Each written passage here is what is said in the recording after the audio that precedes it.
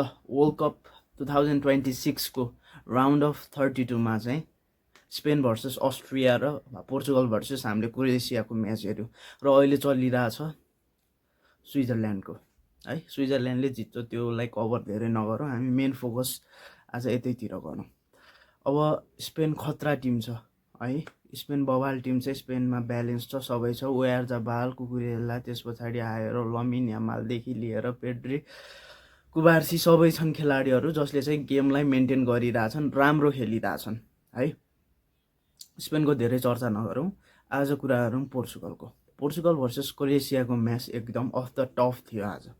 First half पोर्चुगलले dominate गर्यो, अनि त्यस पछाडि धेरै कोसिस गर्दा पनि गोलहरू चाहिँ हान्न सकेन भनौँ न। धेरै कोसिस गरिरहेको थियो फर्स्ट हाफमा, धेरै अट्याकिङ गरिरहेको थियो, तर फिनिसिङ राम्रो भइरहेको थिएन पोर्चुगलको साइडबाट।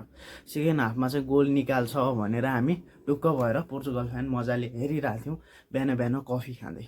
अनि त्यसपछि सेकेन्ड हाफमा त क्रोएसियाले पेल्यो, अनि हेर्दा हेर्दै यति अट्याक हान्यो कि 1-0 भयो। अब अलिकति प्रेसर बढ्यो, अनि त्यस पछाडि हाम्रो डिफेन्समा नुनो मेन्डेजले राम्रो खेलिरहेको छैन अहिलेको यो वर्ल्ड कप म्याचहरू। पहिला खतरा हो, नुनो मेन्डेज खतरै हो, वर्ल्डको टप 1 डिफेन्डर हो, तर राम्रो खेलिरहेको छैन वर्ल्ड कप म्याचहरूमा। उसले अथवा डिफेन्डरहरूले गल्ती गर्नुको कारणले गोल खायो। अहिले राम्रो हुनु पऱ्यो नि त, वर्ल्ड कप खेलिरह हो क्या, कुनै भाले कप खेलिरह होइन, डिफेन्डरहरूले खायो। त्यसपछि हाम्रो क्रिस्टियानो रोनाल्डो दाजुले नकआउट चरणमा पहिलो गोल हान्न पनि सफल भएर मिठो हाने। 41 वर्षको उमेरमा क्रिस्टियानो रोनाल्डोले जति पुस गर्नुपर्ने हो गरिरहेछन् पोर्चुगललाई है।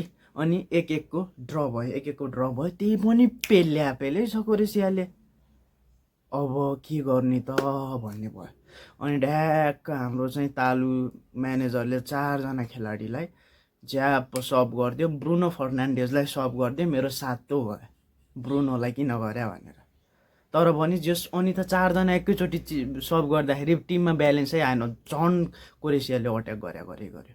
अनि त्यस पछाडि अब अन्तिमको एउटा सब चाहिँ नेभेससँग चाहिँ क्रिस्टियानो रोनाल्डो दाजुलाई सब गरिसके पछाडि पनि थिएन ब्यालेन्स। तर कता अब पोर्चुगलले पाएको बेला हानिरहेको थियो, ट्याक्क लाएर राफेल लियोको क्रस, गोन्सालो रामोसको हेडिङ हानिसकेपछि 2-1 भयो र 10 मिनट थप्दै एक्स्ट्रा टाइम।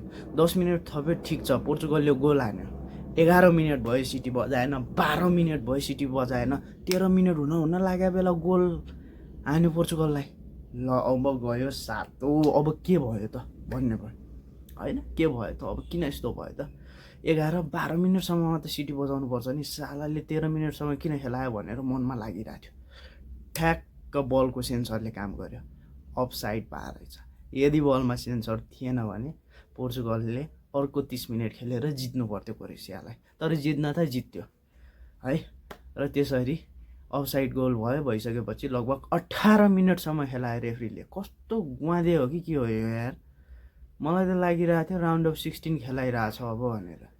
साला 10 मिनटको एक्स्ट्रा टाइम छ, 18 मिनटसम्म खेलाउँछ। जसो गरेर भयो भने पोर्चुगलले जित्यो, क्रिस्टियानो रोनाल्डो दाजुले जित्यो है। र बधाई छ पोर्चुगललाई, स्पेनलाई, स्विजरल्यान्डलाई पनि।